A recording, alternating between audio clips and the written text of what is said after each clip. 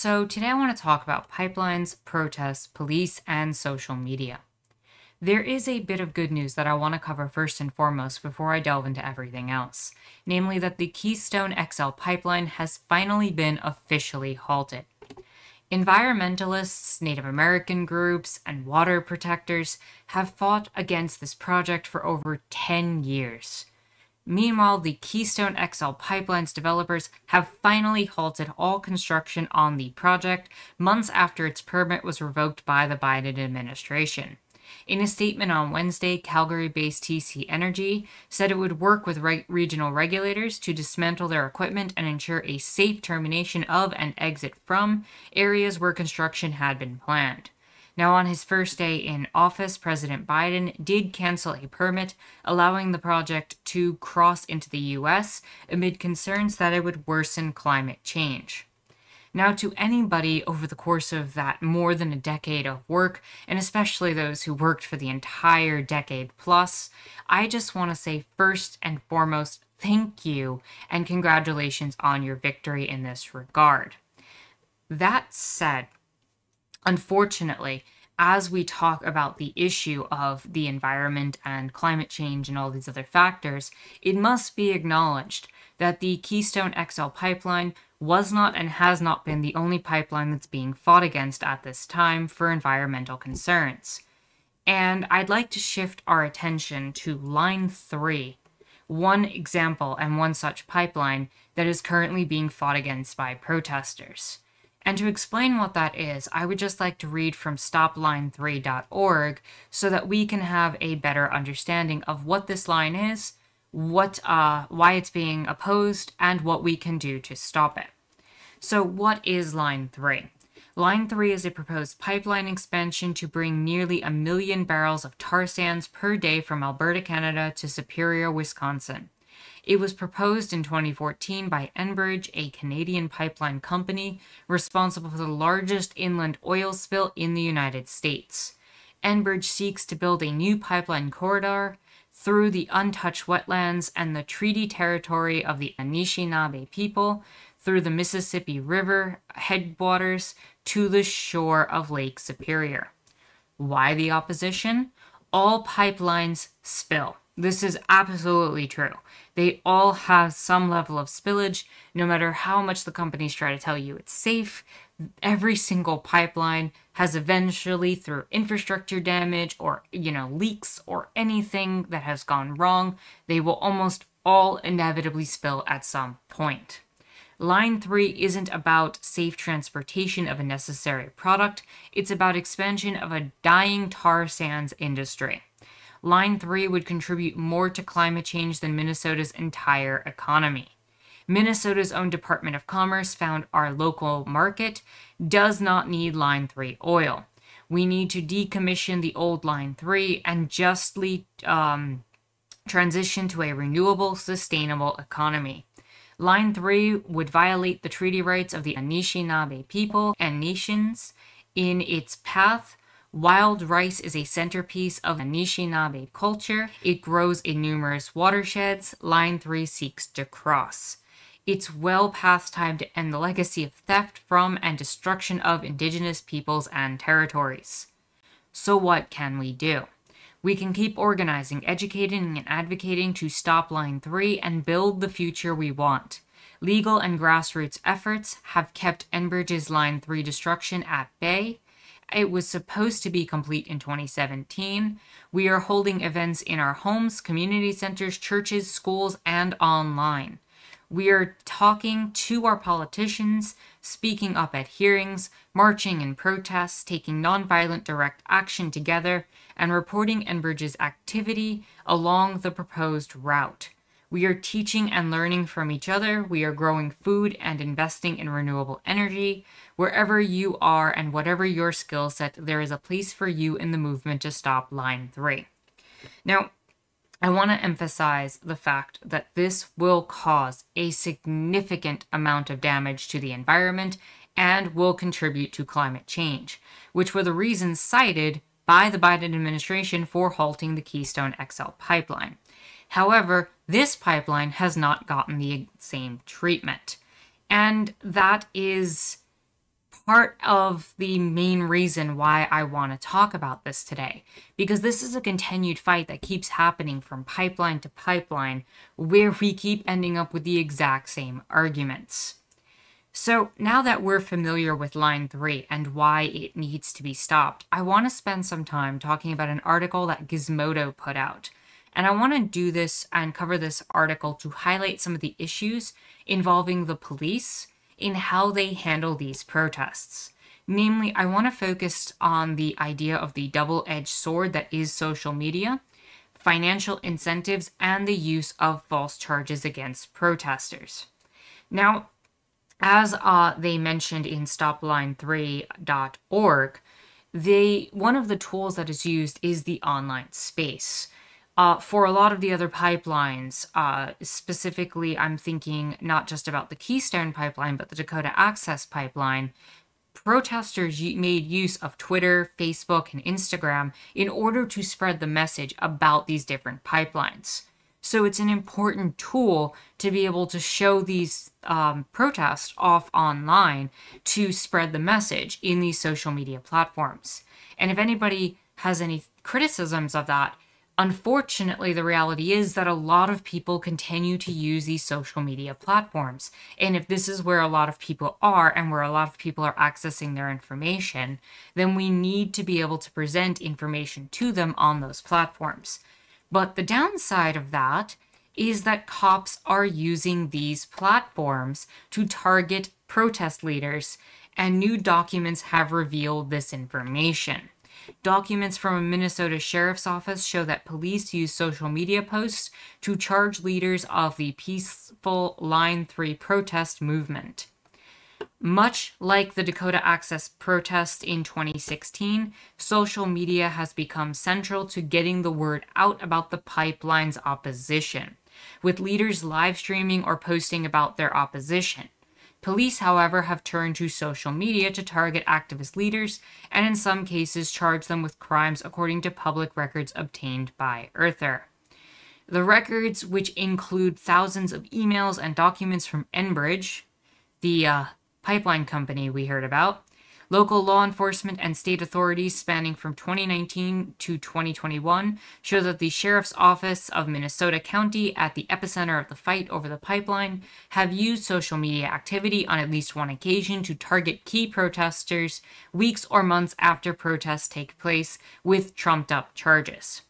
Now, there's two main reasons I want to focus on this. The first is the assumed criminality involved here, and the second is this double-edged sword. So as I stated before, and as the article has gone on to declare, the Dakota Access protests benefited greatly from using social media. Social media is a great way to get the message out to more people and make sure that the thing does not stay a local issue. If you want to get national attention on these pipelines, you need to spread the message on these platforms. The double-edged sword of this being that it puts leaders at risk. If you put some sort of protest or video of a protest or photos of the protest online because of facial recognition and because of other factors, it is now possible for the police to identify and target individuals who have been at other protests before. And because of that, they are able to, and we should not find this surprising in the least, come up with charges to throw at these particular people. And when we say that they're trumped up charges, what I hope to show here is that these charges are kind of discovered beforehand and are developed beforehand and then applied to the protesters after. So what we have is that Indigenous groups have led the opposition to all of this. And in all of this, I also want to extend one other point, namely that Enbridge has actually reimbursed some of the police departments in all of this process, meaning that Enbridge has essentially bribed the police over the past few years to prepare for large-scale civil unrest during the pipeline's construction.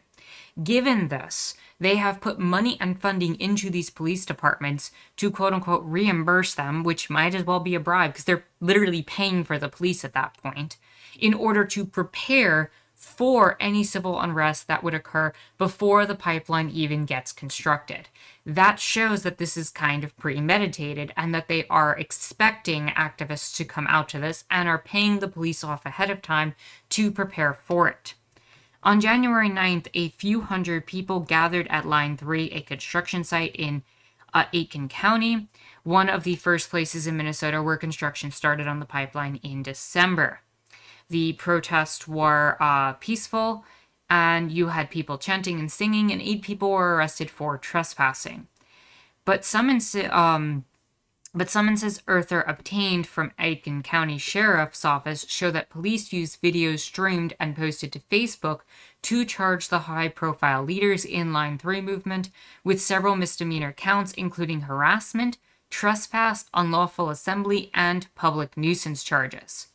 And the fact that these were produced later after the protest because of the video tells us that they had time to review these videos and come up with who they wanted to charge and who they didn't. You think, oh, I can just change my Facebook settings, said Marion Moore, another organizer who was at the January 9th protest, but then I can't reach people who aren't my friends. It feels creepy and weird. And that's really the point that I was getting at before. You need to be able to let people have access who are outside of your friend groups to this information, but at the same time, you are now opening yourself up to attack. And again, that is part of the double-edged sword involved in all this. Some of the protesters charged were on cops' radar before the January 9th event took place, however. And they go into a story, and I welcome you to read about the different stories involved, but a number of people involved were targeted beforehand. And the article spends a good deal of time going into more and more of the information by looking at the perspective of the police department, actually, and kind of spends, in my opinion, a little bit too much time on their perspective. So, that said, this is also not representing the fact that the police, in response to all of this, have unfortunately done some really terrible acts towards the protesters in recent days. As of an article being published on June 8th in The Intercept, the largest civil disobedience against the new pipeline construction in Minnesota was actually met with a furious response and a cloud of debris. The Department of Homeland Security Border Patrol helicopter that Minnesota has descended on the protest against the Enbridge Line 3 tar sands pipeline, kicking up dust and showering demonstrators with sand in an unusual attempt to disperse the crowd. And these acts from the police are not uncommon. In fact, they are quite common in terms of how the police typically handle these types of protests. Despite the environmental impacts, despite the destruction of indigenous people's water supplies, despite the fact that Biden ended up stopping the Keystone Pipeline in the long run, even after protesters risked themselves for over a decade, protesters who raise their voice against these pipelines have actually been targeted and called terrorists by the US government historically.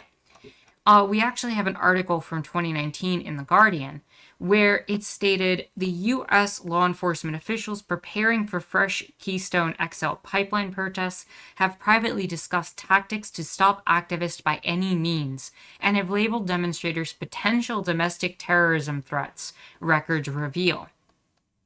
One of the main points in this article was that a joint terrorism task force involving the U.S. Attorney's Office and other agencies, along with federal counterterrorism officials, said that it was prepared to assist in the response to protests, and a critical incident response team would be available for domestic terrorism or threats to critical infrastructure. These are peaceful protests, mind you, who have done no damage to the pipes themselves. And that's being considered a threat to critical infrastructure. And as we know about Line 3, it is not critical to the economy and will cause more damage to the climate than anything else. Authorities have also preemptively discussed specific potential felony charges that protesters could face, noting that a civil disorder statute was used to prosecute activists at Standing Rock. And this, mind you, was all for the Keystone XL pipeline, the same one that Biden recently stopped because of its environmental damage. Now, it's the same kind of mentality where police departments and authorities are basically coming out beforehand and determining charges and finding them, and then using social media to find leaders in these movements to create trumped up charges against them in order to make their life hell. And that's exactly what the process here is. It's not anything but assuming criminality before it happened. By the laws of the land, if they were ever to actually function and if we were actually being legit about it, you had to have evidence against a person before you actually reached out to them, before you investigated them, before you looked into them. And in reality, these charges are being applied retroactively and are being prepared beforehand in order to get people to be harassed and bothered and otherwise messed with by the police departments and to make their lives harder. So when we talk about this and we look at the example also of the Dakota Access Pipeline, the police departments there also rigorously attacked the protesters involved. Protesters had dogs sent against them, where security forces on the project had 6 people bitten and a horse bitten, from what I understand. Police in riot and military gear consistently pushed people off the land, and police used water cannons in freezing cold weather against protesters. I do not have to tell you the amount of damage that can cause to people. The force of the water in combination with the freezing weather and the potential for hypothermia from the water on the people, there is so much potential to cause harm that was enacted by the police there for people simply peacefully protesting to stop a pipeline that is that is effectively going to destroy the environment and cause issues to the climate. Never mind the fact that it is being built through indigenous lands. And these pipelines almost all have this exact same story. So the fact that we won Keystone is great. We should celebrate that. But it is just one of many pipelines, and we need a larger conversation about these pipelines rather than just focusing on the one. And Line 3 is the next place where I think we need to have this conversation. And when it comes to the police in these instances, they will do what they've always done: defend private property over everything else. They will harass, harm, and hurt protesters who are trying to protect the environment and their own lands, and presume their guilt in these matters long before any action is taken, and use any means they can to protect private interests, up to and including taking money from these pipeline companies, in order to make the lives of protesters harder.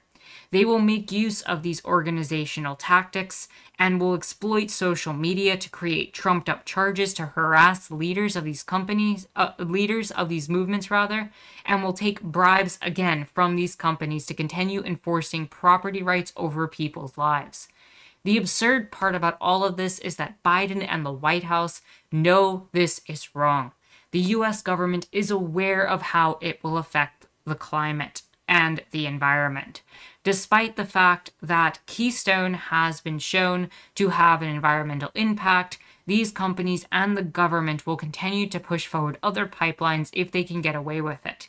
And it will take decades of fighting and continued efforts on our part to keep pushing back against each of these pipelines until they are eventually all stopped and shut down.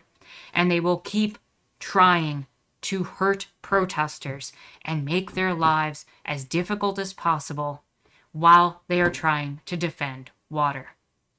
So with that said, if you like this video, give it a thumbs up, hit the subscribe button and bell for notifications. You can follow me on Twitter and check out my lovely Discord in the description down below. My name is Anarchist Tara, and I thank you for watching.